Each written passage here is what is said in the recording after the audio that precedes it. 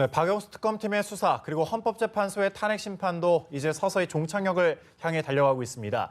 들으신 것처럼 우병우 전 수석에 대한 구속영장은 오늘 새벽에 기각됐습니다. 네, 헌재 탄핵 심판 선고를 앞두고 박근혜 대통령이 헌재 출석할지에 대한 관심도 무척 뜨거운데요. 오늘 사회부 법조팀 김민혜 기자와 함께 관련 이야기 나눠보겠습니다. 안녕하십니까? 네, 어서 오십시오. 우 전 수석의 구속영장이 결국 기각됐네요. 네, 그렇습니다.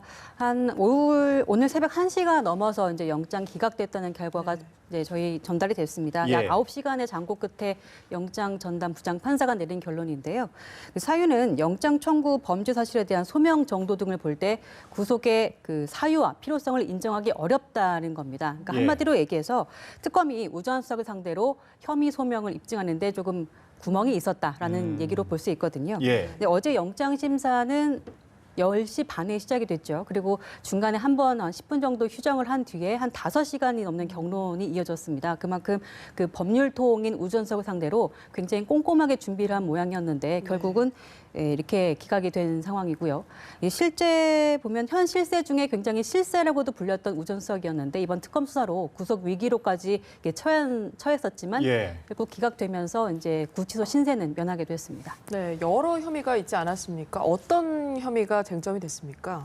네, 우 전 수석에게 적용된 혐의는 크게 4가지였습니다. 네. 직권남용과 직무유기, 또 특별감찰관법 위반하고 또 국회 청문회 불출석을 이유로 한 국회에서의 증언 감정 등에 관한 법률 위반 이렇게 4가지였는데요.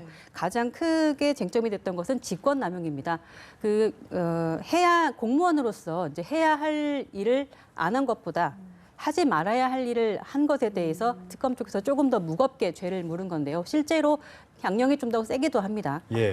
이를테면 직권남용의 이제 의혹들은 이런 것들이었는데요. 현 정부의 비협조적인 문체부 공무원들, 고위 공무원들을 좌천시키는 데 관여했다는 의혹이 있었고 또 그 대통령과 최순실 씨가 좌파 방송으로 낙인 찍었던 그 CJ E&M에 대한 조사를 미온적으로 했다라는 이유로 그 공정위 간부를 강제 퇴직시켰다는 의혹 등이 이제 수사 대상이 됐었는데 이에 대해서 우 전 수석은 영장실질심사에서 나는 권한을 남용한 적이 없다. 이건 대통령의 지시에 따른 정상적인 업무였다라는 입장을 계속 강조한 것으로 전해졌고요.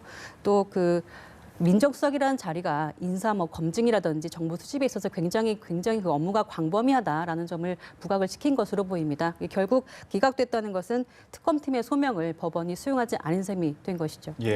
그렇다면 앞으로 수사 전망은 어떻게 될까요? 재청구 가능성도 있습니까? 이것은 남은 수사 기간이 아마 걸림돌이 되지 않을까 싶습니다. 지금 연장이 안 된다면 오는 28일로 이제 1차 수사 기간이 끝나는데요.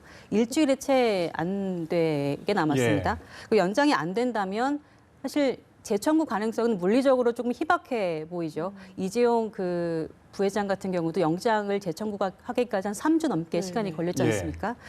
특검은 이제 구속이 되면 우병우 전 수석을 상대로 해서 특검법에 명시된 그 최순실 국정농단 의혹이라든지 이 과정에 혹시 대통령이 개입을 했는지 등등을 조금 더 깊숙이 들여다보겠다는 계획이었는데요.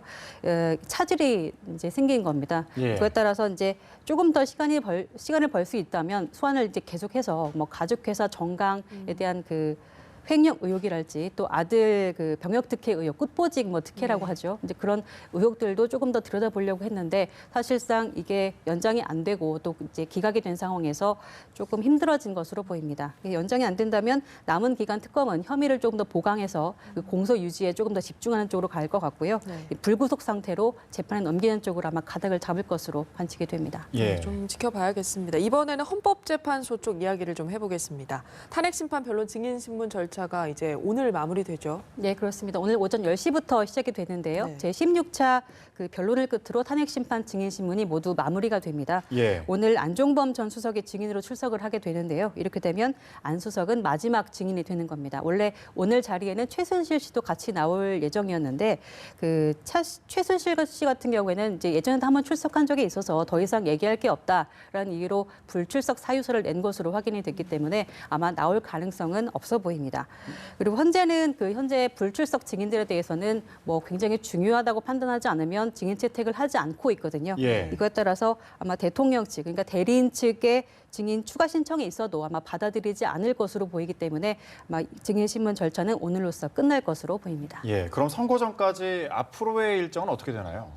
네, 현재는 일단 계획은 오늘 증인 신문을 마무리한 뒤에 이제 내일까지 최종 변론 자료를 양측에서 이제 제출받기로 했습니다. 예. 이렇게 돼서 24일에 그러니까 내일 모레죠. 내일 모레 최종 변론을 열겠다고 지금 못을 박아놓은 상태입니다.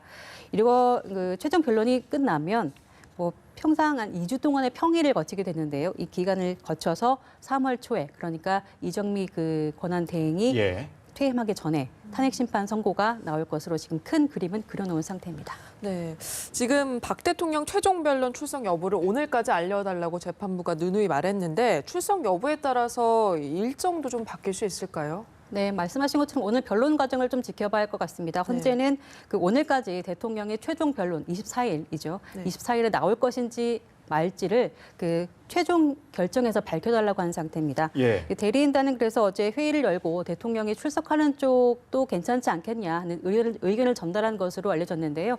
아직까지 뭐 뚜렷한 결과는 결정은 나지 않은 것으로 지금 파악이 되고 있습니다. 출석을 대통령이 안 하는 것으로 하면 원래 예정된 스케줄대로 헌재가 갈 것이고요. 만약 나온다고 할지라도 최종 변론을 조금 더 연기하는 쪽으로 가긴 할 것 같습니다. 다만 그게 변수가 좀 되긴 하겠죠. 하지만 3월 초에 헌재가 선고를 하겠다라는 의지가 워낙 강합니다. 네. 뭐 예를 들면 아까 말씀드린 것처럼 추가 증인 신청을 수용하지 않는다든지 24일을 최종 변론 기일로 아예 못을 박아놓는다든지 이런 식으로 굉장히 강행을 하고 있기 때문에 3월 초 선고라는 큰 틀은 찾을 없도록 예를 들면 대통령이 나와서 변론 기일을 좀 늦춰달라고 했을 때 한 3, 4일 정도는 늦춰줄 수 있지 않을까 싶은데 그 이상은 아마 조금 힘들지 않을까라는 생각을 하고 있습니다. 네, 만약에 대통령이 나온다면 이 재판의 양상이 좀 달라지지 않을까요? 네, 헌법재판소는 일단 대통령이 출석을 하면 최후 변론과 함께 당사자 신문을 진행하겠다고 밝혔습니다. 예. 그러니까 최종 변론만 하겠다, 나와서 자기 이제 입장을 밝히겠다라는 대리인 측 주장을 받아들이지 않은 건데요. 이것은 헌재법 49조를 근거로 들었습니다. 헌재법 49조는 소추위원은 변론에서 피청구인을 신문할 수 있게 돼 있거든요. 이에 따라서 대통령이 일방적으로 본인 말만 할 것이 아니라 재판관 혹은 국회 측에서도 이제 대통령을 신문할 수 있는 기회를 주겠다는 겁니다. 그래서 대통령이 나올 경우에 긍정적으로 조금 작용할 수 있다고 대리인 쪽에서 예상할 수 있는 것은 국민 앞에서 탄핵 사유에 대한 입장을 조금 더 명확하게 밝히는 것이 탄핵 심판을 받는 입장에서 조금 더 설득력이 있어 보이지 않겠냐라는 이제 얘기가 나오는데요.